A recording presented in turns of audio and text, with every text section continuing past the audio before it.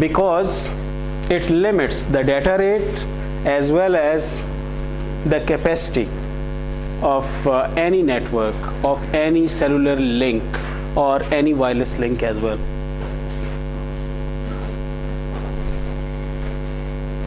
Mobile communication के जितने भी हमारे पास लिंक हैं तो उनमें जो टिपिकल लुक है, typical look of the received power, the behaviour of received power with respect to the transmitter receiver separation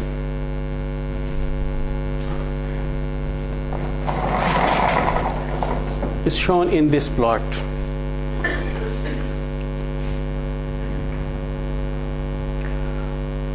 दो किस्म के बिहेवियर आप देख रहे हैं इसमें। एक बिहेवियर बहुत सडन बिहेवियर है।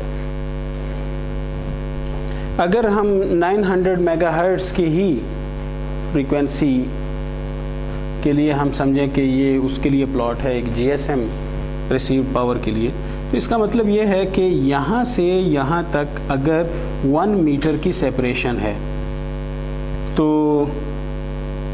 इसके इस 1 मीटर के अंदर तकरीबन 3 वेवलेंथ्स हैं, क्योंकि 33 सेंटीमीटर वेवलेंथ है,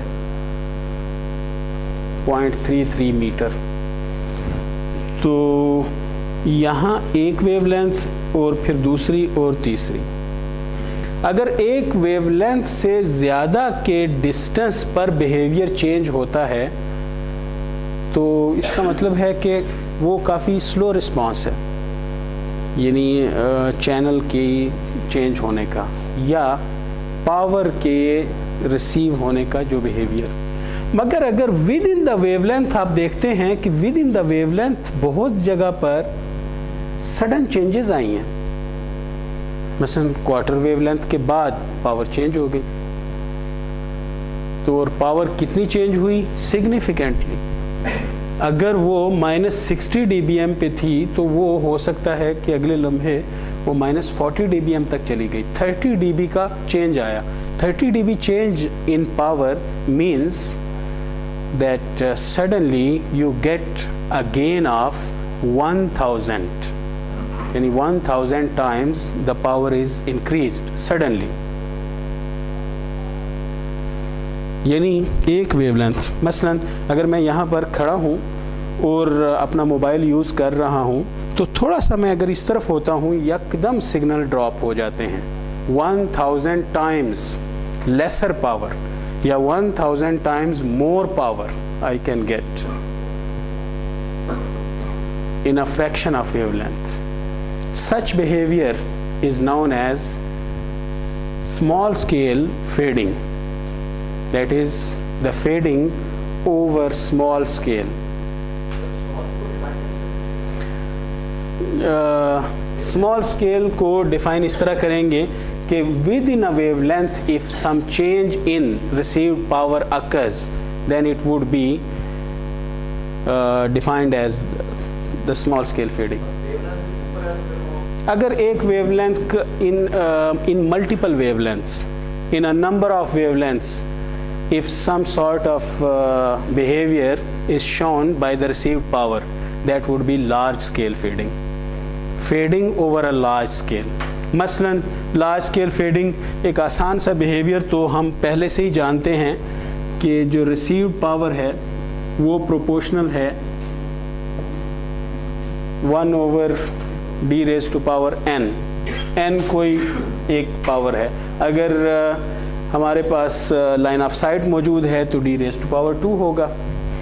तो इसका मतलब ये हुआ कि received power is proportional to 1/10 log of 10n log of d। इसका अगर हम प्लॉट लेते हैं, ये बहुत इंपॉर्टेंट है ये पॉइंट समझना। इससे पहले भी मैंने 2-3 दफ़ा कोशिश की है समझाने की, तो फिर एक दफ़ा मैं इसको रिपीट करता हूँ। D is the separation between transmitter and receiver. Received power behaviour, तो ये हमारे पास जो प्लॉट आएगा तो इसका प्लॉट बेसिकली एक नॉन लीनियर प्लॉट होगा। ठीक है। मगर अगर हम लॉगरिदमिक टर्म लेते हैं तो लॉगरिदमिक टर्म का फ़ायदा ये है कि विद रिस्पेक्ट टू डी हमारे पास जो पावर आएगी that would be in dBm और dBw। तो यहीं 1/, जो है जब log आ जाएगा तो माइनस हो जाता है उसमें से, तो log of 1 0 हो जाएगा। इसका मतलब है -10n log of d। Minus shows that there would be a decreasing power, यानी स्लोप जो होगा वो नीचे की तरफ इंक्लाइंड होगा। और बिहेवियर जो है रिसीव्ड पावर का वो log ऑफ d के साथ लीनियरली चेंज हो रहा है, इसलिए एक सीधी लाइन आपके पास आएगी। यहाँ तो अगर n मैं 1 ले लेता हूँ, अगर n 1 लूँगा तो फिर हमारे पास थोड़ी सी ज़रा यानी नॉन लीनियर कर्व आएगा, मगर ज़रा कम उसका आपको स्लोप नज़र आएगा। मगर अगर हम जैसे ही n की वैल्यू बढ़ाते जाएंगे ये कर्व स्टीप और स्टीप होता जाएगा, इस तरह नॉन लीनियर बिहेवियर है। फिर भी बड़ा क्लियर नहीं है, मगर यहाँ पर ये बड़ा क्लियर है, क्योंकि अगर आप n की हायर वैल्यूज़ लेते हैं तो ये वाला कर्व सिंपली क्या होगा, यानी उसका स्लोप बढ़ता जाएगा नेगेटिवली। तो इसको एक्सप्रेस करना काफ़ी इजी है।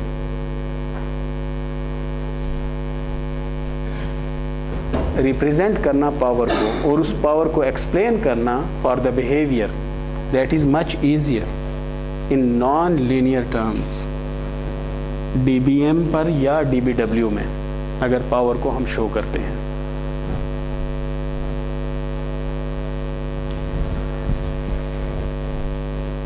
क्लियर? तो इस वैसे भी हमारे पहले लेक्चर से ही हम इसी बात को बार बार एम्फेसाइज करते आए हैं कि इस तरह की रिप्रेजेंटेशन हम यूज़ नहीं करते, लीनियर रिप्रेजेंटेशन पावर के लिए, जबकि हम जो कर्व यूज़ करते हैं, रिप्रेजेंटेशन जो यूज़ करते हैं वो नॉन लीनियर रिप्रेजेंटेशन यूज़ करते हैं विद रिस्पेक्ट टू डिस्टेंस। अब एक बिहेवियर तो बड़ा क्लियर है कि ये जो प्लॉट है ये नीचे की तरफ इंक्लाइंड होता है। क्यों? क्योंकि रिसीव्ड पावर डिस्टेंस बढ़ने के साथ कम ही होती जाएगी। ठीक है, ये एक बिहेवियर है, ये एक क्लियर लार्ज स्केल बिहेवियर है। इसको हम पाथ लॉस कहते हैं कि loss with respect to the path, with increasing path. जितना पाथ इंक्रीज होता जाएगा पाथ लॉस बढ़ता जाएगा। एक ये बिहेवियर है। मगर इसके अलावा हमें ट्रेंड में देखें, एक बिहेवियर हमें उस ट्रेंड में ये मिलता है कि रिसीव्ड पावर वहाँ से आती है और यूँ, यानी वो जो लीनियर लाइन है वो ट्रेंड तो हमें मिल रहा है कि डिस्टेंस बढ़ने के साथ साथ रिसीव्ड पावर कम हो रही है। वो तो बेसिकली ये ट्रेंड है जो पावर लॉ है। मगर इसके अलावा हमें एवरेज जो पावर है, जो एवरेज बिहेवियर है, जो लार्ज स्केल बिहेवियर है, तो उसमें हमें कुछ ट्रेंड मिलता है। मसलन ये प्लॉट यहाँ से यूँ जाके फिर यहाँ बहुत ज़्यादा नीचे उतरा है, तो अगर हम बिल्कुल एवरेज ट्रेंड शो करें तो ये लाइन तकरीबन यूँ हमें मिलती है। तो यहाँ पर देखें, यहाँ एक डीप फेड आया हुआ है जो काफ़ी डिस्टेंसेस तक रहा, तकरीबन 3-4 वेवलेंथ तक ये डीप फेड, और वो एवरेज बिहेवियर के अंदर डीप फेड मौजूद है। इस तरह का जो फिनोमिना है उसको अब हम कैसे एक्सप्रेस करें, तो उसके लिए प्रोपेगेशन एनवायरनमेंट हमें देखना पड़ेगा। मसलन मिसाल के तौर पर एक बेस स्टेशन है यहाँ पर, और मोबाइल स्टेशन यहाँ पर एग्जिस्ट करता है। मोबाइल स्टेशन सबसे पहले यहाँ से चलता है, ये क्लोज्ड इन रेफरेंस डिस्टेंस, इसको हम पहले एक दफ़ा डिस्कस कर भी चुके हैं कि ये वो डिस्टेंस है from the base station where the power that we get would be the maximum, almost maximum, और would be stable power. Stable इसलिए है क्योंकि यहाँ पर एक तो लाइन ऑफ साइट मौजूद है, स्ट्रॉन्ग लाइन ऑफ साइट, दूसरा ये कि अगर हमारे पास मल्टीपाथ कोई और आते भी हैं तो वो मल्टीपाथ सिग्निफिकेंट नहीं होते। लार्जर डिलेज वाले तो बड़ी दूर से आएंगे, वो तो वैसे ही इग्नोर हो जाते हैं, मगर जो शॉर्टर डिले के साथ हैं, जो इसमें कुछ डिस्ट्रक्टिव इंटरफेरेंस पैदा कर सकते हैं, उनका डिले इतना होता ही नहीं कि वो डिस्ट्रक्टिव इंटरफेरेंस पैदा करें, और वो कंस्ट्रक्टिव इंटरफेरेंस ही पैदा करते हैं। इसलिए यहाँ पर काफ़ी स्टेबल पावर होती है। इस डिस्टेंस को हम क्लोज्ड इन रेफरेंस डिस्टेंस कहते हैं। थोड़ा सा ज़रा एक और टर्म को हम स्टडी करते हैं। ये जो डिस्टेंस है, एंटेना हाइट बड़ी इंपॉर्टेंट है इस डिस्टेंस के लिए। अगर हमारे पास डिस्टेंस एक थ्रेशोल्ड से बढ़ जाए, उस थ्रेशोल्ड को हम क्रॉस ओवर डिस्टेंस कहते हैं, उससे अगर बढ़ जाए तो फिर फ्री स्पेस मॉडल या जो सिंपलेस्ट मॉडल है या स्टेबिलिटी पावर की वो नहीं रहती, पावर अनस्टेबल हो जाती है, यानी पावर में अनसर्टेनिटी का फैक्टर ऐड हो जाता है, या पावर में जो n की वैल्यू है, पाथ लॉस एक्सपोनेंट, वो 2 से बढ़ जाता है। अगर हमारे पास डिस्टेंस एक क्रॉस ओवर डिस्टेंस से बढ़ जाए। क्रॉस ओवर डिस्टेंस डिपेंड 2 चीज़ों पर करता है, एक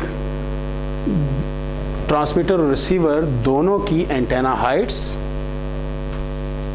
और एक वेवलेंथ। वेवलेंथ जितनी ज़्यादा होगी तो क्रॉसओवर डिस्टेंस उतना कम होगा, और अगर एंटेना हाइट जितनी ज़्यादा होंगी क्रॉसओवर डिस्टेंस उतना ज़्यादा होगा। तो गौर करें कि अगर हाइट बेस स्टेशन की हमारे पास बहुत ज़्यादा हो तो ये डिस्टेंस अगर with respect to that height ये अगर बहुत कम है, इसका मतलब ये है कि लाइन ऑफ साइट या फ्री स्पेस मॉडल वो एग्जिस्ट करता है। तो यहाँ पर पावर बहुत हद तक स्टेबल होती है और फ्लक्चुएशन उसमें नहीं होती, और जब फ्लक्चुएशन नहीं होती हम कहते हैं कि n = 2 यहाँ पर कंसीडर करते हैं। और जो सबसे सिंपलेस्ट लॉ है फ्राइस इक्वेशन, वो यहाँ पर होल्ड होती है, तो ये डिस्टेंस उसे ओबे करता है। और जैसे हम इस कोई भी जो जहाँ पर DC है, तो DC को जैसे हम क्रॉस करते हैं उसके बाद अब मोबाइल यहाँ पर पहुँच गया, तो यहाँ पर मोबाइल में देखें अगर ग्राउंड से भी जो रिफ्लेक्शन आए वो भी सिग्निफिकेंट होती है, यानी अगर उसे लाइन ऑफ साइट से ये सिग्नल मिल रहा है और ग्राउंड रिफ्लेक्शन कुछ डिले के साथ होगी तो वो तकरीबन ये सिग्नल होगा। तो यहाँ पर हमारे पास डिस्ट्रक्टिव इंटरफेरेंस पैदा हो जाएगी, टोटल पावर कम हो जाएगी।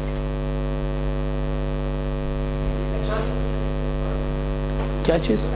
HR receive height of the receiver antenna. तो ये पाथ सिग्निफिकेंट, क्योंकि डिले सिग्निफिकेंट हो गया, डिले ज़रा बढ़ गया तो उस डिले ने फिर नेगेटिव इफेक्ट पैदा किया रिसीव पावर के लिए, तो यहाँ पर सिग्नल फेड आउट होना शुरू हो जाएगा। दूसरा ये कि जितना ये मल्टीपाथ इफेक्टिव है, इसी तरह दूसरे मल्टीपाथ भी इफेक्टिव होंगे, क्योंकि ये डिस्टेंस चूंकि बहुत ज़्यादा है तो दूसरे मल्टीपाथ भी जो इधर उधर के मूविंग ऑब्जेक्ट्स की तरफ से आ रहे हैं, जैसे बसों से, कारों से आ रहे हैं, तो वो सडन बिहेवियर चेंज करते रहेंगे इसका, यानी फ्लक्चुएशंस आती रहेंगी पावर के अंदर। तो पावर अब उसका जो बिहेवियर होगा वो सडनली चेंज होता रहेगा, और जब वो सडनली चेंज होगा तो कभी ज़्यादा कभी कम, और इन फ्लक्चुएशंस की वजह से हमें फिर वो स्टोकेस्टिकली पावर को मॉडल करना पड़ेगा। जितना हम आगे जाते जाएंगे स्टोकेस्टिक मॉडलिंग की नीड बढ़ती जाएगी। Stochastic modelling means probabilistic modelling.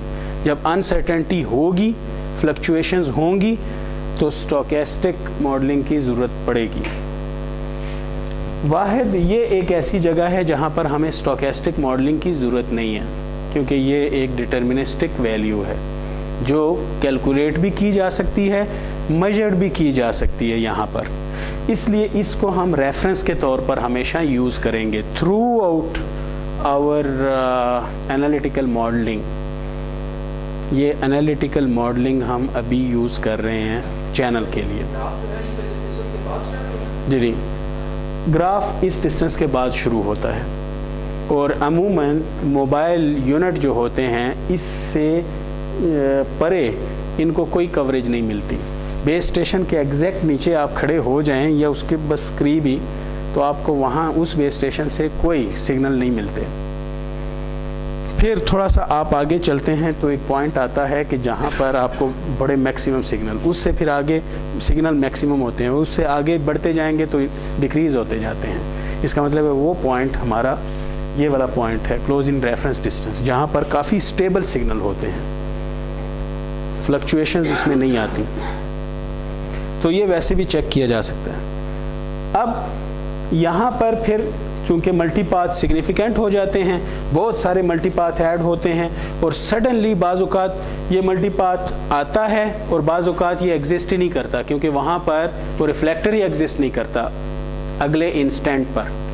या थोड़ा सा अगर हम एक दो वेवलेंथ या आधी वेवलेंथ थोड़ा आगे बढ़ते हैं तो वो मल्टीपाथ जिस पाथ से आ रहा होता है वो पाथ फिर एग्जिस्ट ही नहीं कर रहा होता। तो इसलिए फ्लक्चुएशंस हमारे पास आना शुरू हो जाती हैं पावर के अंदर। अब इसी तरह ये मोबाइल यहाँ से चला, आस्ता आस्ता बढ़ता गया, और यहाँ पर दूसरी बिल्डिंग्स आनी शुरू हो गई। यहाँ पर अगर एक बिल्डिंग एग्जिस्ट करती है लेट से, तो इस बिल्डिंग से भी उसे सिग्नल मिल रहे हैं रिफ्लेक्ट होके, और कुछ सिग्नल उसे वहाँ से मिल रहे हैं। इसी तरह ये मोबाइल आगे बढ़ेगा।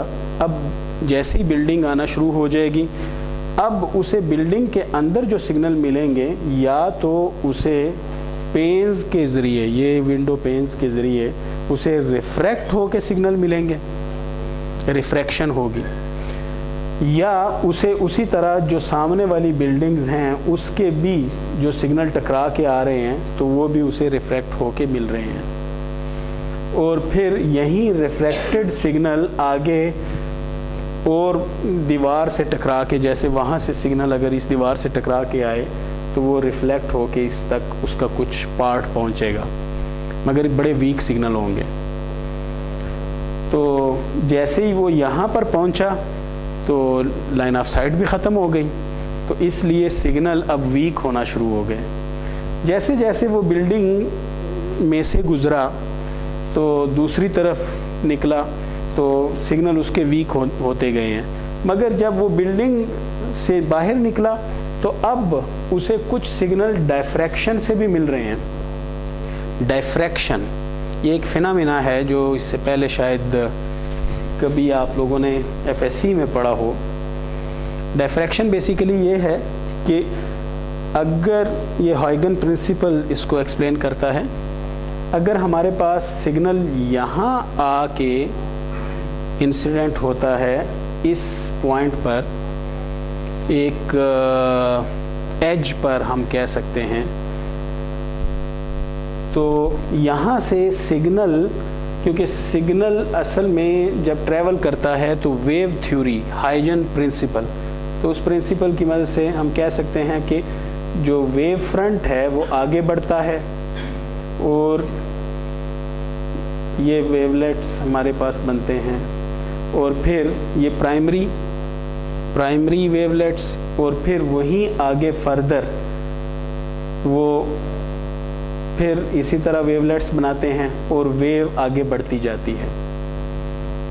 मगर अगर हमारे पास यहाँ पर फ्री स्पेस हो तो वेव सामने ही चलती जाएगी, मगर यहाँ पर अगर एक साइड पर फ्री स्पेस नहीं है तो इस साइड पर वेवलेट्स इस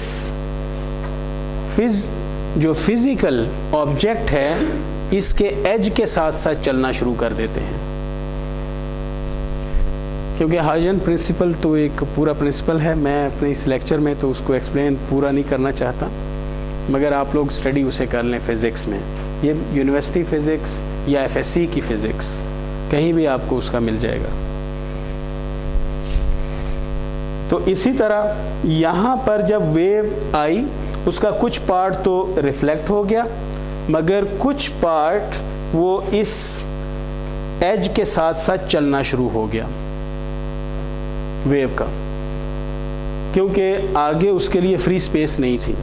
जैसे ही ये वेव यहाँ पर पहुंची उसका कुछ पार्ट तो वो सीधा ही निकल गया, मगर कुछ पार्ट वो इस एज के साथ उसकी कोरिलेशन की वजह से जो सेकेंडरी वेवलेट्स इस साइड पर उसके आए हैं तो इस साइड पर टिल्ट हो गया कुछ पार्ट उसका। ये डायफ्रैक्शन है। अब देखें, एक हमारे पास एक स्ट्रॉन्ग वेव आई है जो ट्रांसमीटर से, और उसके यहाँ पर कई पार्ट्स बन गए हैं,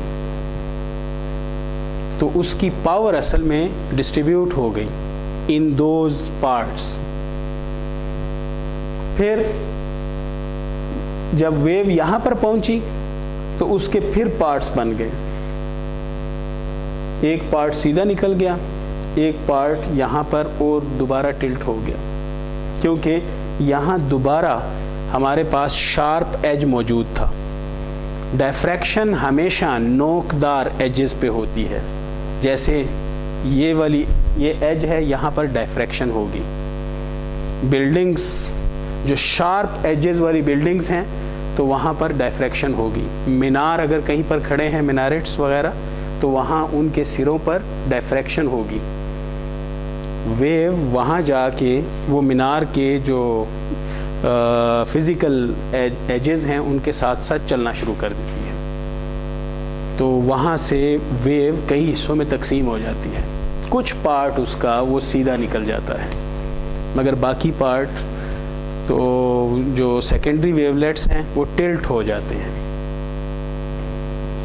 तो ये डायफ्रैक्शन, तो डायफ्रैक्शन लॉस हमारे पास यहाँ भी हो रहा है और दोबारा डायफ्रैक्शन लॉस यहाँ पर है। तो ये सिटीज़ में डायफ्रैक्शन लॉस बहुत ज़्यादा है। इस डायफ्रैक्शन लॉस की वजह से अब जैसे ही मोबाइल यहाँ पर पहुँचेगा उसे कुछ सिग्नल यहाँ से दोबारा मिलना शुरू हो जाएंगे। अब डायफ्रैक्शन के लिए भी एक क्रिटिकल एंगल है, तो क्रिटिकल एंगल पर वेव दोबारा टिल्ट हो जाएगी टुवर्ड्स द एज।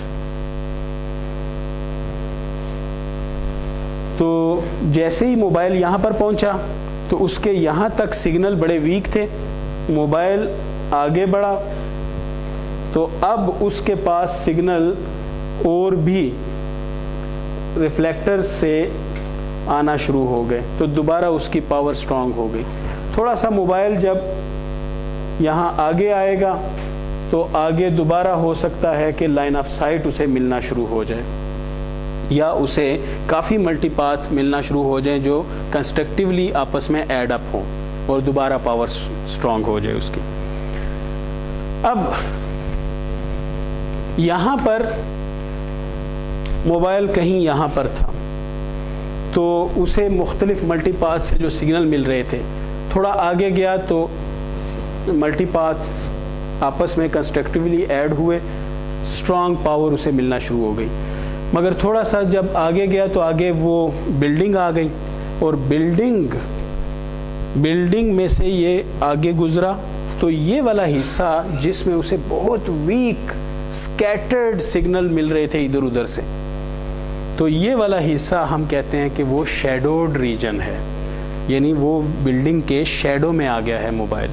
जैसे आप चल रहे हैं, बेस स्टेशन आपके सामने है, किसी बिल्डिंग के शैडो में आप चले जाएं, बिल्कुल ऐसे ही जैसे सूरज के सामने किसी शैडो में आप चले जाएं तो धूप आप पर नहीं पड़ती। मगर दिन के टाइम आपने गौर किया होगा कि धूप आप पर नहीं पड़ रही, मगर घुप अंधेरा नहीं होता, क्योंकि आपको स्कैटर्ड सिग्नल इधर उधर से मिल रहे होते हैं। तो ये शैडोड रीजन है, मगर बहुत वीक पावर कुछ ना कुछ आपको मिल रही है, वीक एवरेज पावर। तो ये वीक एवरेज पावर, मगर हो सकता है कि वहाँ पर जो स्मॉल स्केल फेडिंग है वो और ज़्यादा डीप होती हो किसी ख़ास लम्हों में, टाइम के लम्हों में, या कुछ वेवलेंथ्स के डिफरेंस पर, ये वो डीप फेडिंग है। तो स्मॉल स्केल फेडिंग वहाँ और भी डीप होगी, मगर एवरेज जो बिहेवियर है पावर का, तो वहाँ पर वो डीप फेड में चला जाएगा। और तकरीबन कितना फेड है मैक्सिमम से, अगर मैक्सिमम -38 पर है तो यहाँ हो सकता है कि ये -43 पर चला जाए। तो 38 से 43, इसका मतलब है तकरीबन हमारे पास कोई 5 dB का लॉस मिल रहा है उस फेड की वजह से, शैडो रीजन की वजह से। और उसकी रीज़न क्या है? क्योंकि हमारे पास जो सिग्नल आ रहे हैं वो सारे ही तकरीबन स्कैटर्ड सिग्नल हैं, और स्कैटर्ड सिग्नल अपनी काफ़ी पावर वो और पाथ्स में डिस्ट्रीब्यूट कर चुका होता है।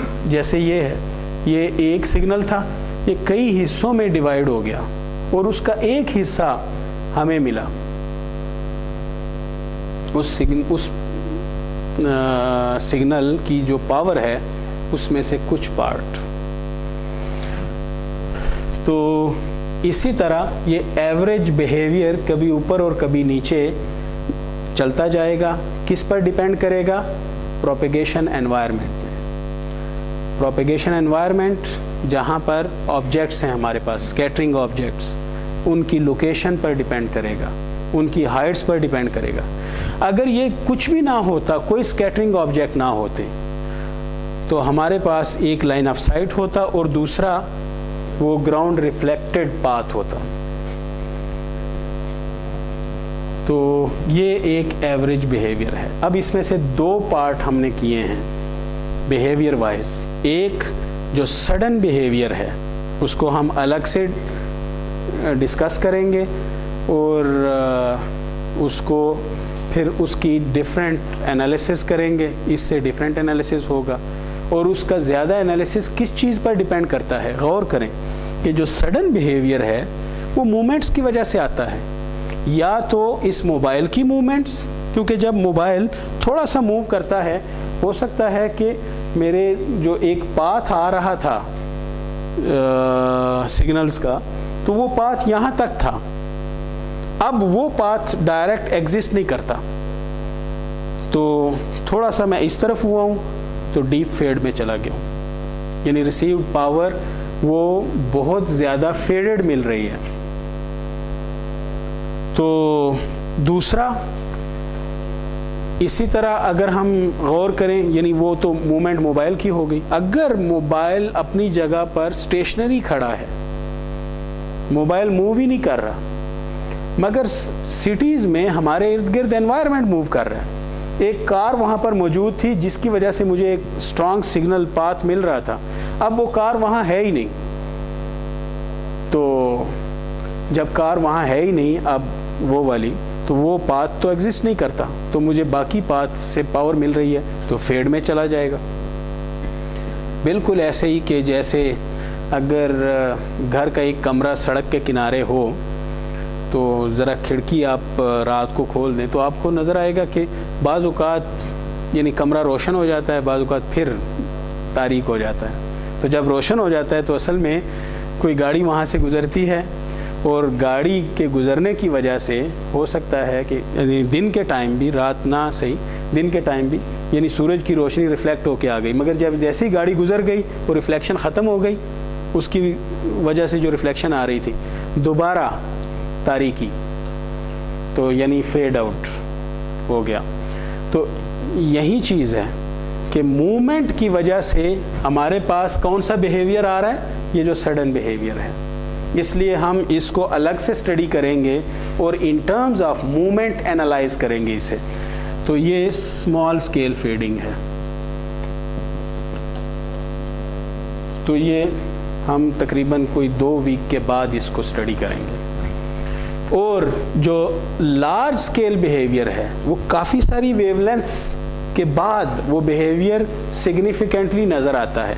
देखें, स्मॉल स्केल बिहेवियर तो सिग्निफिकेंटली आपको हो सकता है हाफ ऑफ द वेवलेंथ के बाद नज़र आ रहा हो, जैसे यहाँ पर वेवलेंथ के कुछ पोर्शन में आपको नज़र आ रहा है, मगर जो लार्ज स्केल बिहेवियर है तो वो आपको कई वेवलेंथ्स के बाद सिग्निफिकेंटली नज़र आता है कि हाँ पावर कम हुई है। तो उसको हम अलग से स्टडी करेंगे और उसके कुछ पार्ट हम बनाएंगे। तो ये है large scale fading.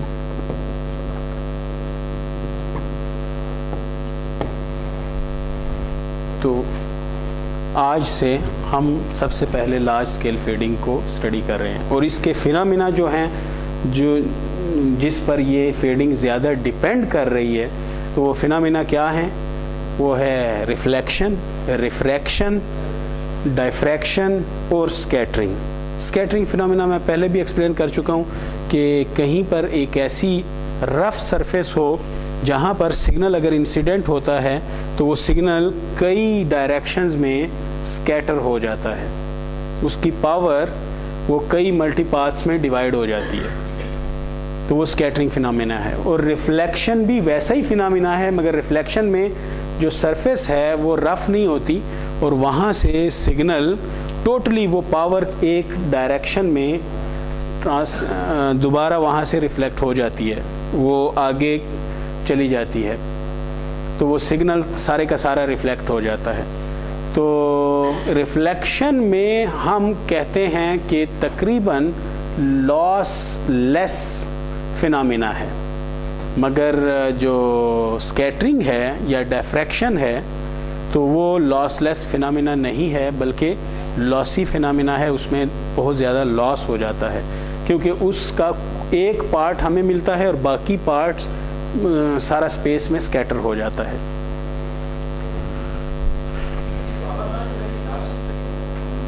Power law तो लार्ज स्केल फेडिंग का हिस्सा है।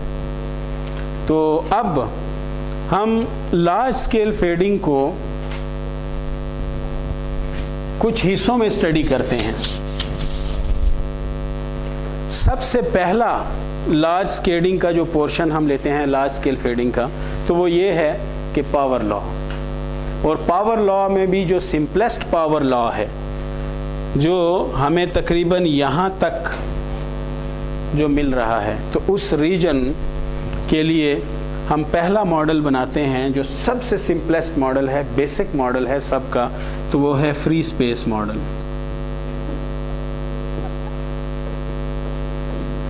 तो इस मॉडल में गौर करें, इस मॉडल में इवन ये ग्राउंड भी, अर्थ भी एग्जिस्ट नहीं करती, और अगर अर्थ एग्जिस्ट नहीं करती तो उसके ऊपर जो ऑब्जेक्ट्स हैं, जो बिल्डिंग्स हैं, वो सारी एग्जिस्ट नहीं करती। तो इसका मतलब है कि कोई भी दूसरा पाथ एग्जिस्ट ही नहीं करता, तो सिर्फ एक ही पाथ होगा और वो होगा लाइन ऑफ साइट का पाथ। तो ये सबसे सिंपल मॉडल है और इसमें जो हमारे पास इक्वेशन बनेगी, अब थोड़ा सा ज़रा बोर्ड पर ही हम आते हैं।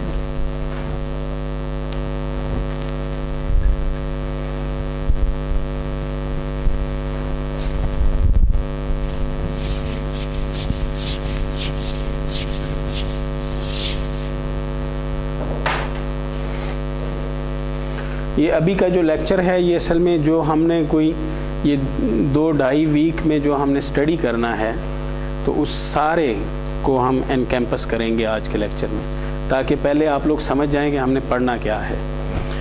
फ्री स्पेस मॉडल जिसमें रिसीव्ड पावर वो प्रोपोर्शनल होगी 1/d² के, सिंपलेस्ट मॉडल।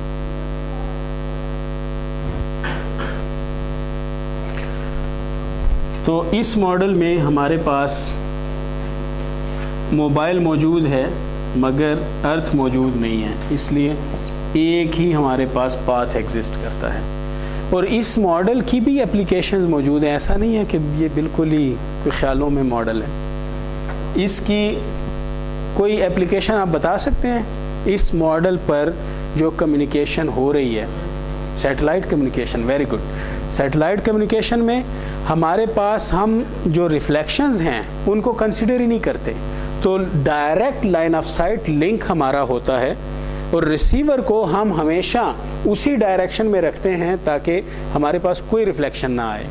और जितने भी सिग्नल आते हैं उन सब सिग्नल वो सारे पैरेलल होते हैं आपस में और वो इन फेज होते हैं और उनको हम इन फेज ही ऐड कर लेते हैं using a reflector antenna, dish antenna. तो डिश एंटेना उन सब को एक पॉइंट पर इकट्ठा कर लेता है और कोहेरेंटली वो ऐड हो जाते हैं सारे सिग्नल आपस में।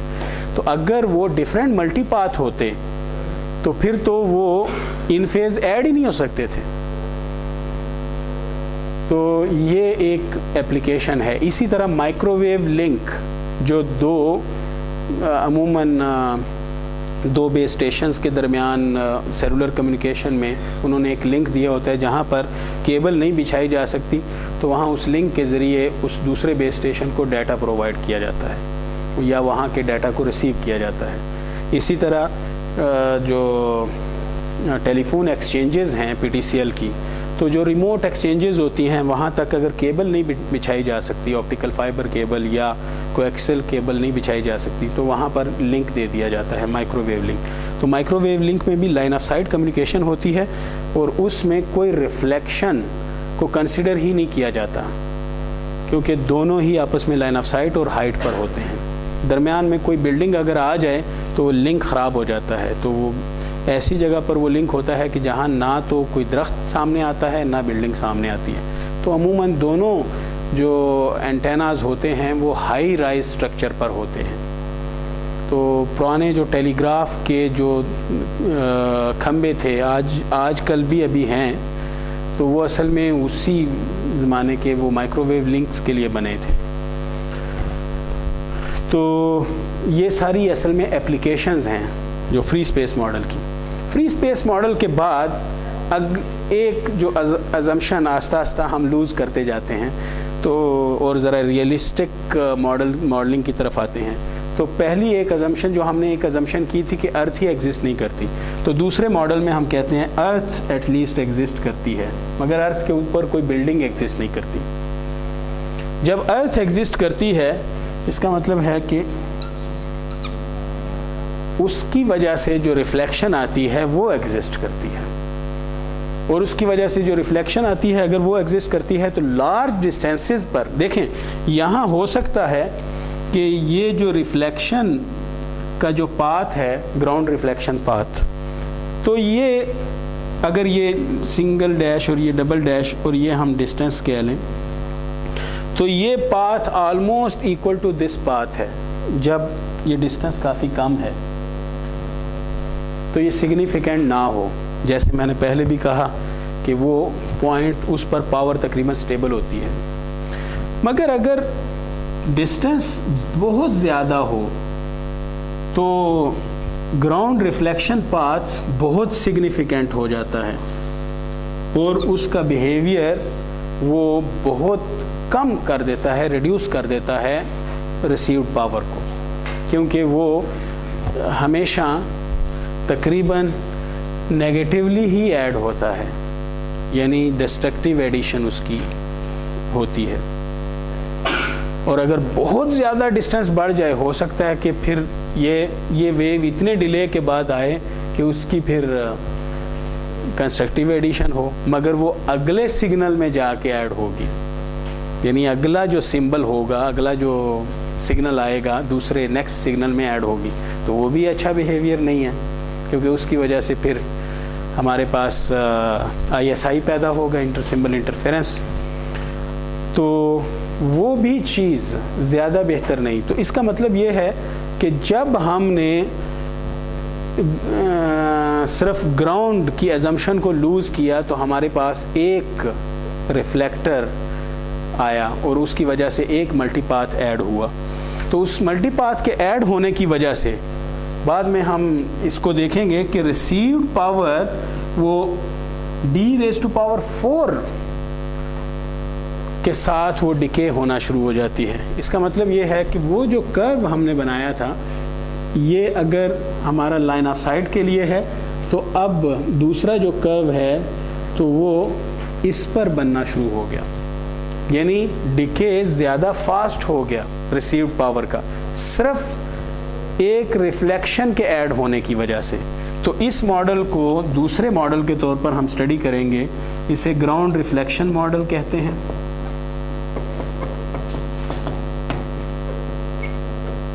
या 2-रे मॉडल, ये इसका दूसरा नाम है, क्योंकि आप देखते हैं कि इसमें 2 रेज हैं, एक लाइन ऑफ साइट रे और एक रिफ्लेक्टेड रे। हाँ, एक से ज़्यादा भी, मगर हम कहते हैं कि एटलीस्ट एक रिफ्लेक्शन एग्जिस्ट करती है, और वर्स्ट केस सिनेरियो के तौर पर हम उसको डिस्ट्रक्टिवली ऐड कर रहे हैं, यानी नेगेटिव ऐड कर रहे हैं, क्योंकि इसका जो इफेक्ट है वो नेगेटिव ही है, ये पॉजिटिव नहीं है। और एक से ज़्यादा भी हो सकती है रिफ्लेक्शन, मगर अगर कोई बिल्डिंग और नहीं है तो तकरीबन एक सिग्निफिकेंट रिफ्लेक्शन होगी। उसकी रीज़न ये है कि दूसरी जो रिफ्लेक्शन होगी, अगर यहाँ पर रिफ्लेक्शन होती है तो एंगल रॉन्ग होगा, तो एक ख़ास एंगल पर इसकी जो रिफ्लेक्शन होगी तो वो उस एंगल से इसे रिसीव होगी, और वो 2 चीज़ों पर डिपेंड करेगा। एक तो हमारे पास जो रिसीव एंटेना हाइट है उस पर, वो एंगल, और बाकी जितने भी एंगल होंगे उनसे सिग्नल उसे रिसीव नहीं होगा, वो या इससे ऊपर चला जाएगा या कहीं और, या उससे आगे निकल जाएगा। एक ख़ास एंगल पर इस पर सिग्नल रिसीव होगा उसे। दूसरा मॉडल। अब तीसरा मॉडल, तो लाजमी बात है कि हम अजम्पशंस को आस्ता आस्ता लूज़ करते हैं। तो एक अजम्पशन कि बिल्डिंग्स आ गई मगर मूवमेंट नहीं है। मसलन ये सारी बिल्डिंग्स आ गई मगर हमारे पास मूवमेंट नहीं है बिल्कुल। तो जब ये सारी बिल्डिंग्स आ गई हैं, जैसे इसमें आ गई है, तो इसका मतलब है कि हमारे पास अब तकरीबन, यानी जो मॉडल एग्जिस्ट करता है, ज़्यादा रिफ्लेक्शंस के आने की वजह से अब पावर और कम हो जाएगी। तो पावर और जब कम होगी तो इसका मतलब ये हुआ कि जो रिसीव पावर है वो अब एक पाथ लॉस एक्सपोनेंट के हिसाब से वो डिके करेगी, और जो पाथ लॉस एक्सपोनेंट है ये n की वैल्यू, जो n पावर है, तो ये उसके प्रोपेगेशन एनवायरनमेंट पर डिपेंड करेगा, क्योंकि अब प्रोपेगेशन एनवायरनमेंट वो सिग्निफिकेंटली पावर को रिड्यूस करने में या फेड करने में अपना किरदार अदा कर रहा है। तो ये हमारे पास ज़्यादा डिस्टेंस पर अमूमन ये फिनोमिना शुरू हो जाता है, बहुत ज़्यादा डिस्टेंस, और ज़्यादा शहरों में होता है जहाँ बिल्डिंग ज़्यादा होती हैं। तो इस मॉडल को लॉग डिस्टेंस मॉडल कहा जाता है। इसके नाम की वजह क्या है, इसको थोड़ा सा ज़रा मैं एक्सप्लेन करता हूँ कि जो रिसीव्ड पावर है तो वो डिपेंड करती है एक तो जो कांस्टेंट पावर पर, जो मैक्सिमम पावर हमें मिल रही है, जो ट्रांसमिट पावर पर डिपेंड करता है, और फिर उसके डिस्टेंस पर, जो क्लोज इन रेफरेंस डिस्टेंस है उस रेफरेंस पॉइंट पर, और दूसरा डिस्टेंस d पर रेज टू पावर n। तो इसको जब हम लॉगरिदमिकली इसको शो करते हैं मसलन dBm में, तो ये वाली वैल्यू हमारे पास P0 in dBm plus 10n log of d0/d। तो बाकी चीज़ें तो चलें ये कांस्टेंट हैं, तो असल में जो रिसीव्ड पावर है, जैसे शुरू में भी मैंने बताया था, तो dBm, तो ये डिपेंड किस पर करता है, यानी हमारे पास ये टर्म कांस्टेंट है, तो इसको निकाल दें तो ये टर्म ऊपर जब आएगी तो ये -10n log ऑफ d हो जाएगा। ये जब प्लॉट मैंने बनाए थे, तो ये डिपेंडेंस है। तो देखें रिसीव पावर वो असल में log ऑफ द डिस्टेंस पर प्रोपोर्शनल है, और उसके स्लोप पर, ख़ास तौर पर n स्लोप को डिसाइड करता है। तो पहला जो ये शार्प जो हमारे पास सबसे नीचे ये चीज़ आ रही है n = 2 है, और फिर उसके बाद जो दूसरी लाइन है वो n = 4 है, और n = 6 जो लाइन होगी तो वो ज़्यादा स्टीप होगी नीचे की तरफ, यानी उसमें जो डिस्टेंस अगर ज़रा कम भी तय होगा मगर पावर ज़्यादा ड्रॉप होगी। जी क्वेश्चन आप डी नॉट मैं बाद में एक्सप्लेन करूँगा। ये क्लोज इन रेफरेंस डिस्टेंस है, ये वाला वो डिस्टेंस जिस पर एक पॉइंट जहाँ पर स्टेबल पावर हमें मिल रही है, तो ये अमूमन एक रेफरेंस के तौर पर ये डिस्टेंस लिया जाता है, और ये वो जगह होती है जहाँ पर हमारा जो डिस्टेंस है वो DC से कम होता है, यानी क्लोज जो क्रॉस ओवर डिस्टेंस है उससे कम होता है। यानी हम फ्री स्पेस मॉडल को वहाँ पर हम कहते हैं कि वैलिड है, यानी उसकी वैलिडिटी होती है फ्री स्पेस मॉडल की। तो फ्री स्पेस मॉडल में तो कोई मूवमेंट भी नहीं है, ना कोई रिफ्लेक्शन है, इसका मतलब है सबसे ज़्यादा पावर हमें वहाँ पर रिसीव हो रही होती है। तो ये वो पॉइंट है, इसको बाद में मैं एक्सप्लेन करूँगा, मगर अभी तो बस इस चीज़ को ज़हन में रखें कि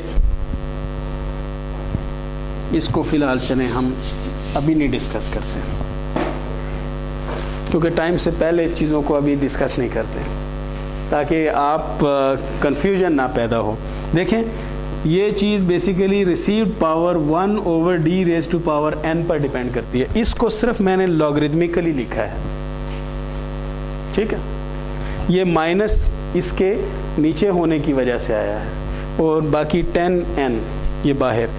तो ये basically log of the distance के स्लोप पर डिपेंड करती है ये पावर, इसलिए इसका नाम है लॉग डिस्टेंस मॉडल, ठीक है। इसमें पहली दफ़ा हम n की वैल्यू इंट्रोड्यूस कर रहे हैं, और वो n की वैल्यू असल में उसके स्लोप को सेट करती है, उस लाइन के लॉग डिस्टेंस के जो लाइन है तो उसके स्लोप को सेट करती है। तो उसका स्लोप उतना स्टीप होता जाएगा जितनी n की वैल्यू ज़्यादा होगी। तो ये लॉग डिस्टेंस मॉडल, और n की वैल्यू किस पर डिपेंड करती है, वो प्रोपेगेशन एनवायरनमेंट पर, वहाँ की रिफ्लेक्शन पर, वहाँ कितने रिफ्लेक्टर हैं, ज़्यादा रिफ्लेक्टर हैं तो n की वैल्यू बढ़ती जाएगी, रिफ्रैक्शन पर, वहाँ की डायफ्रैक्शन पर, और ये सारे जो फिनोमिना हैं स्कैटरिंग फिनोमिना, तो इन पर डिपेंड करती है, ठीक है। अब इसके बाद शहर है, तो एक अजम्पशन हमने छोड़ी हुई थी, शहर में लोग मूव करते हैं, लोग फिरते हैं, तो जब लोग फिरेंगे तो सिग्नल हमसे भी टकरा के जाते हैं। सिग्नल के लिए तकरीबन कितनी जगह होनी चाहिए कि वो वहाँ से रिफ्लेक्ट प्रॉपर हो जाए, यानी ज़्यादा पावर रिफ्लेक्ट हो जाए, तकरीबन एक वेवलेंथ के बराबर डायमेंशन उसको वो प्लेन मिले। एक वेवलेंथ 900 मेगाहर्ट्ज़ के केस में कितना है, 30 सेंटीमीटर। 30 सेंटीमीटर अगर उसे कहीं पर साफ प्लेन मिलता है तो वहाँ से सिग्नल वो रिफ्लेक्ट होगा, जैसे यहाँ से सिग्नल रिफ्लेक्ट होगा, मगर यहाँ से सिग्नल रिफ्लेक्ट होने की बजाय वो हो सकता है कि डायफ्रैक्ट हो जाए, ठीक है, क्योंकि उसे टोटल पूरी 30 सेंटीमीटर की स्पेस नहीं मिल रही। क्लियर? तो ये ज़रूरी है तो किसी सिग्नल की रिफ्लेक्शन के लिए। तो अगर 30 सेंटीमीटर से कम की स्पेस वहाँ पर है तो वहाँ से डायफ्रैक्ट हो सकता है या स्कैटर हो सकता है। अगर कोई खुरदरी सरफेस है, जैसे अगर कोई सिग्नल यहाँ पर आके टकराता है तो यहाँ से वो सिग्नल स्कैटर हो जाएगा। मगर अगर वो इन बुक्स को उठा लें और फिर आके सिग्नल 900 मेगाहर्ट्ज़ का सिग्नल टकराता है तो वो रिफ्लेक्ट हो जाएगा, उसकी पावर किसी डायरेक्शन में तकरीबन सारी की सारी पावर डाइवर्ट हो जाएगी। क्लियर हुआ? ये तो पॉइंट क्लियर है। तो अगर सिटी है तो वहाँ लोग होंगे और व्हीकल्स होंगे, तो गाड़ियाँ होंगी, तो उन गाड़ियों से सिग्नल फिर रिफ्लेक्ट होगा या स्कैटर होगा, या अगर कुछ नोकदार गाड़ियों के एजेस हैं तो वहाँ से सिग्नल डायफ्रैक्ट होगा। तो ऐसे केसेस में फिर मूवमेंट आएगी। तो उस मूवमेंट को फिर हम इस तरह मॉडल करते हैं, हम कहते हैं कि चलें जो ये पावर है, ये पावर, तो इस पावर को हम कहते हैं कि ये एवरेज पावर है, और एवरेज पावर उसी तरह d⁻n पर डिपेंड करेगी। मगर इस जो इंस्टेंटेनियस रिसीव्ड पावर होगी तो वो एवरेज पावर प्लस अनसर्टेनिटी होगी, और वो अनसर्टेनिटी नेगेटिव भी हो सकती है, पॉजिटिव भी हो सकती है। और ये वो टर्म है कि मूवमेंट्स की वजह से इसको अब हमें स्टोकेस्टिकली मॉडल करना होगा। तो ये वो कुछ हिस्सा है इसका लार्ज स्केल फेडिंग का कि जो हम थोड़ा सा रिलेट कर देते हैं स्मॉल स्केल फेडिंग के साथ, कि स्मॉल स्केल फेडिंग को भी यहाँ पर मॉडल करने की हम कोशिश कर रहे हैं इस x के साथ। अदरवाइज़ तो हम स्मॉल स्केल फेडिंग को कम्प्लीटली दूसरे उसमें पढ़ेंगे, तो वो एनालिसिस किसी और पॉइंट ऑफ व्यू से करेंगे, मगर यहाँ इसी एनालिसिस का पार्ट हम बना रहे हैं, तो इसे चौथा एनालिटिकल मॉडल बना रहे हैं। तो इसमें जब इसको हम मॉडल करते हैं, ये तो ऑलरेडी मॉडल है, तो ये चीज़ जब मॉडल नहीं है तो इसको जब हम मॉडल करते हैं तो हमारे पास स्टोकेस्टिकली सबसे बेहतरीन मॉडल जो हमेशा सामने आता है तो वो है गॉसियन। गौर करें, इस सिग्नल्स को भी देखें, तो इस सिग्नल को अगर हम देखते हैं तो जितने हमारे पास ये डीप फेड्स हैं, तो ये बाज़ औक़ात सिग्नल की कंस्ट्रक्टिव जब फेडिंग होती है, कंस्ट्रक्टिव एडिशन होती है, तो वो एवरेज पावर से हमें ज़्यादा पावर प्रोवाइड कर देती है, क्योंकि जो दो सिग्नल के ऐसे पाथ जो ऑलरेडी पाथ एग्जिस्ट ही ना करता, अगर कोई बिल्डिंग है और उससे सिग्नल टकरा के आ रहा है और कंस्ट्रक्टिवली ऐड हो रहा है आपस में हमारे लाइन ऑफ साइट के साथ, तो फिर तो फ़ायदा हमें मिल रहा है, या किसी और सिग्नल के साथ। मसलन एक यहाँ पर मोबाइल है और यहाँ बेस स्टेशन है, यहाँ एक हाई राइज बिल्डिंग है। एक सिग्नल आता है कि जो इस डायफ्रैक्शन के ज़रिए, और दूसरा सिग्नल हमें आके कहीं और से रिफ्लेक्शन हमारे पास आती है। इन दोनों सिग्नल के जो पाथ ये ट्रैवर्स कर रहे हैं वो इक्वल हैं, तो सिग्नल यहाँ पर जब रिसीव होंगे तो एक सिग्नल जब रिसीव होगा तो उनके पास चूँकि इक्वल थे इसलिए उनके डिले इक्वल हैं, उनके फेजेस इक्वल हैं, तो दूसरा सिग्नल आके उसमें ऐड हो जाता है, तो ओवरऑल हमें जो रिस्पांस मिलता है वो ज़्यादा पावर मिलती है। तो अगर ये सिग्नल एग्जिस्ट ना करता तो हमें फिर शायद वो ज़्यादा पावर ना मिलती, हमें कम पावर मिलती। तो इसका फ़ायदा भी है, यानी जो प्रोपेगेशन एनवायरनमेंट में स्कैटरिंग ऑब्जेक्ट के आने का। तो इसलिए हमें बाज़ औक़ात उन्हीं गाड़ियों की वजह से, उन्हीं बसों की वजह से जो चल रही हैं, तो उनकी वजह से हमें ज़्यादा पावर भी मिल रही है। इसलिए हम फिर जब इसे गॉसियन डिस्ट्रीब्यूशन के साथ मॉडल करते हैं तो एवरेज रिसीव पावर और एवरेज रिसीव पावर से ज़्यादा अगर हमारे पास पावर आती है और उससे पावर अगर कम आती है तो एवरेज रिसीव पावर पर हमें सबसे ज़्यादा सिग्नल्स मिलते हैं। और जैसे जैसे एवरेज से हम दूर हटते जाते हैं, either on the right side और ऑन द लेफ़्ट साइड, तो हमारे सिग्नल्स वो कम होते जाते हैं।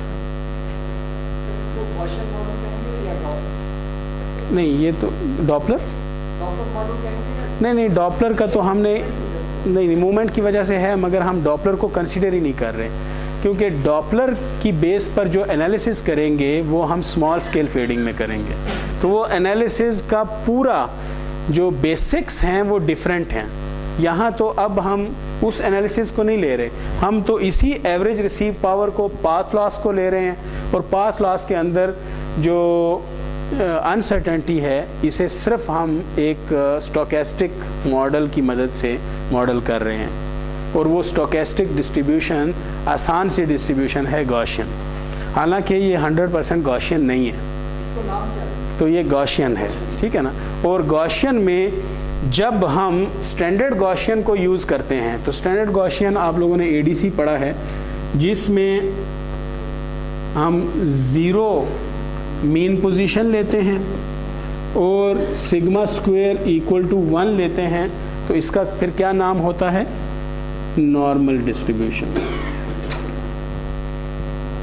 नॉर्मल डिस्ट्रीब्यूशन, तो नॉर्मल डिस्ट्रीब्यूशन के साथ जब हम मॉडल करते हैं और बेसिकली लॉगरिदमिक पावर को मॉडल करते हैं, यानी पावर इन dBm, तो इस चौथे मॉडल का फिर नाम हमारे पास बनता है लॉग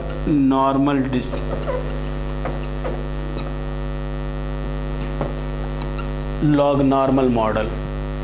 और ये असल में शैडोइंग को भी कंसीडर कर रहा है। शैडो या वो किसी बिल्डिंग की वजह से हो या वो किसी मूविंग रिफ्लेक्टर की वजह से, तो शैडोइंग को भी कंसीडर करता है, इसलिए इसका पूरा जो नाम है वो है लॉग नॉर्मल शैडोइंग मॉडल।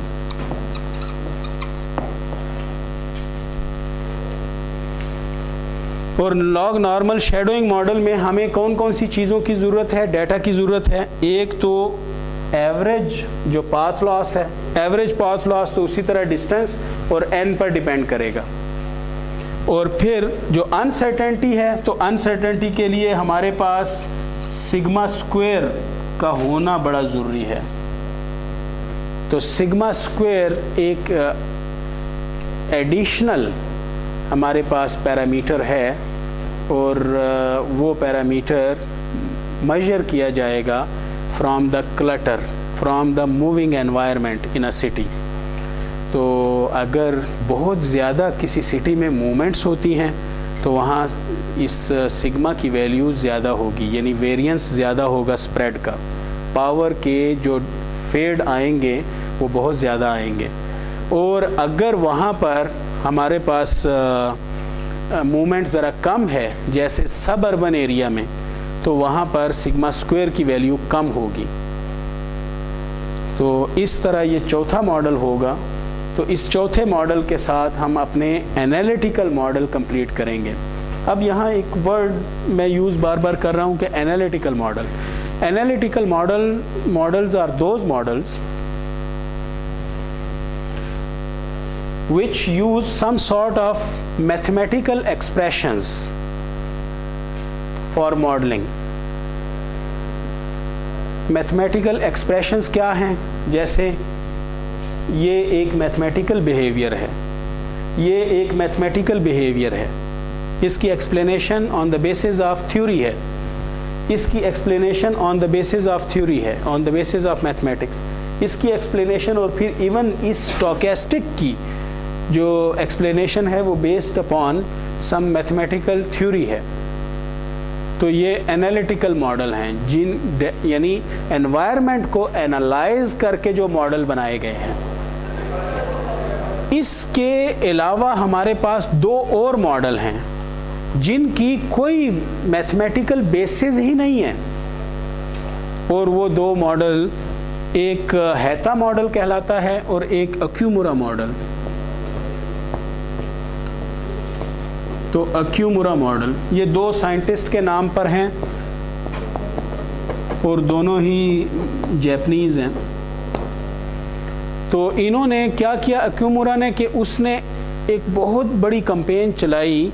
उसने सिग्नल पावर का डाटा कलेक्ट किया, मेजरमेंट्स की, और जब मेजरमेंट्स की उसने मुख्तलिफ़ किस्म के एनवायरनमेंट्स में, जापानीज़ सिटीज़ के अंदर। जापानीज़ सिटीज़ के अंदर क्लटर भी बहुत ज़्यादा है। उसने रूरल एरिया को भी कंसिडर किया, उसने अर्बन एरिया को भी कंसिडर किया, उसने हिली एरिया, उसने सब अर्बन एरिया। फिर उसने जब वो सारा डाटा कलेक्ट किया तो उसने कर्व बनाए उस डाटा से, और वो कर्व, इस तरह के कर्व उसने बनाए। तो उस कर्व की बेसिस पर और डिफरेंट फ्रीक्वेंसीज़ पर उसने सारी फ्रीक्वेंसीज़ को वहाँ पर यूज़ किया। तो एक बहुत बड़ी कैंपेन थी जिसके लिए एक बहुत बड़ी फंडिंग की ज़रूरत थी, जो उसने उस वक़्त किया, और ये 70s में और 60s में, क्योंकि उस वक़्त कोई एनालिसिस मौजूद नहीं था, किसी को नहीं पता था कि क्या फार्मूला, क्या एक्सप्रेशन होगी। ये तो बाद की रिसर्च ने ये चीज़ें बनाई हैं। तो उस वक़्त उसने जब कर्व्स बनाए, उन कर्व्स को उसने फिर कर्व्स की मदद से किसी भी एनवायरनमेंट के लिए, मसलन अगर मैं इस एनवायरनमेंट के लिए मॉडल लेना चाहता हूँ, पाथ लॉस को मॉडल करना चाहता हूँ, कितना पाथ लॉस होगा, तो उस कर्व से ही मैं डाटा ले लूँगा। तो वो, और फिर हैटा ने उसी के कर्व्स को फार्मूलाज में चेंज किया। और किस तरह के फार्मूलाज में चेंज किया? Empirical formulas using regression and curve fitting, statistical tools उसने यूज़ किए, और उनकी मदद से ऐसे फार्मूला बनाए कि जिनकी कोई इम्पोर्टेंस नहीं थी। मसलन path loss is equal to something plus a raise to power 2.3, जहाँ भी कर्व फिट हो रहा है, किसी भी पावर, किसी भी कोएफिशिएंट के साथ 1.9 के साथ मल्टीप्लाई करके, क्योंकि उसने जस्ट कर्व को फिट करना था। और उसकी बेसिस पर जब उसने फार्मूलाज बनाए, those formulas are known as empirical formulas, simplest formulas. तो एम्पिरिकल फार्मूलाज की मदद से वो मॉडल बनाए गए, इसलिए इन दो मॉडल्स को हम एम्पिरिकल मॉडल कहते हैं कि ये डाटा पर बेस्ड हैं, एम्पिरिकल मॉडल्स हैं, डाटा पर बेस्ड हैं। ये काफ़ी इजी हैं, क्योंकि आपके पास सिर्फ वो कर्व होने चाहिए या वो फार्मूलाज होने चाहिए, बस आपने अपना डिस्टेंस उसमें, जितना सेल का रेडियस रखना है आपने, तो वो फिट करें उसमें, और वो पाथ लॉस आपको कैलकुलेट करके देगा। आपको पता चल जाएगा कि मैं अगर इतनी पावर यहाँ से ट्रांसमिट करता हूँ बेस स्टेशन से, तो मुझे सेल के एज पर इतनी पावर रिसीव होगी, और एनवायरनमेंट उसको दे दें कि कौन सा एनवायरनमेंट। तो अगर अर्बन एनवायरनमेंट दे दिया तो अर्बन, कराची के लिए अगर आपने कैलकुलेट करना है, तो तकरीबन जो टोक्यो में एनवायरनमेंट होगा वो कराची का ही होगा। तो इस तरह रिजेम्बलेंस हो जाती है मॉडल्स की, तो उसके ज़रिए कैलकुलेशन की जाती है। तो एम्पिरिकल मॉडल्स आज भी यूटिलाइज करते हैं फील्ड के लोग for radio frequency planning, cell designing के लिए। मगर ये जो मॉडलिंग अप्रोच है ये थ्योरी बेस्ड है। तो थ्योरी बेस्ड अप्रोच में इस यहाँ तक जब हम पहुँचते हैं, ये चौथे मॉडल तक, तो काफ़ी हद तक एजम्पशंस को हमने वो रियलिस्टिकली यानी वैलिड किया होता है। वहाँ हम बहुत सारी ऐसी एजम्पशन ले रहे हैं जो वैलिड ही नहीं है। मसलन अगर आप यहाँ के एनवायरनमेंट के लिए सेल को डिज़ाइन करना चाहते हैं यहाँ पर, तो आप इन मॉडल्स को नहीं ले सकते, क्योंकि ये मॉडल तो रियलिस्टिक नहीं है यहाँ के हिसाब से। तो फिर आप इस मॉडल को कंसिडर करेंगे, मगर आपने सिग्मा स्क्वायर की कैलकुलेशन करनी है यहाँ पर कि तकरीबन कितना स्प्रेड आता है। यानी आप बहुत डाटा लेंगे और फिर डाटा का स्प्रेड देखेंगे पावर का, और आपको n की कैलकुलेशन करनी है कि ये पाथ लॉस एक्सपोनेंट तकरीबन कितना होता है। तो ये सिर्फ दो कैलकुलेशंस हैं या मेजरमेंट्स हैं। मगर या फिर आप डायरेक्टली वहाँ का मॉडल लें, ऐसा एनवायरनमेंट जैसे सब अर्बन एनवायरनमेंट है, तो इसके लिए बस उन कर्व्स में अपनी वैल्यूज़ फिट करें और आपको पाथ लॉस वो दे देगा। इवन उस मॉडल में इसकी भी गुंजाइश है कि अगर कहीं पर साथ कोई रिवर है तो तब फिर ये वाली वैल्यू उसमें से माइनस कर दें, इतनी वैल्यू। अगर साथ हिल है तो इतनी वैल्यू, अगर हिल की हाइट इतनी है तो इतनी वाली वैल्यू ऐड कर दें पाथ लॉस में। यानी जस्ट एडिशन और सब्ट्रैक्शन और करेक्शंस की जाती हैं और आपके पास पाथ लॉस की वैल्यू आ जाती है। मगर उसकी कोई एनालिटिकल रीजनिंग नहीं होती कि वो क्यों है, क्योंकि वो जस्ट मेजरमेंट बेस्ड है। तो ये हमारा टोटल कोर्स है जो हम इस 2 वीक्स के अंदर स्टडी करेंगे इंशाल्लाह। ठीक है, तो हम इंशाल्लाह फ्री स्पेस से शुरू करेंगे और फिर ये चारों मॉडल्स को कवर करेंगे। साइलेंस, फ्री स्पेस, फिर दरमियान में इसको आखिर में स्टडी वैसे कर लेंगे। तो फ्री स्पेस के बाद हम लॉग डिस्टेंस पर और फिर इस पर आएंगे, साथ इसको स्टडी कर लेंगे। फिर हम बाद में अक्यूमुरा और हेटा मॉडल स्टडी करेंगे।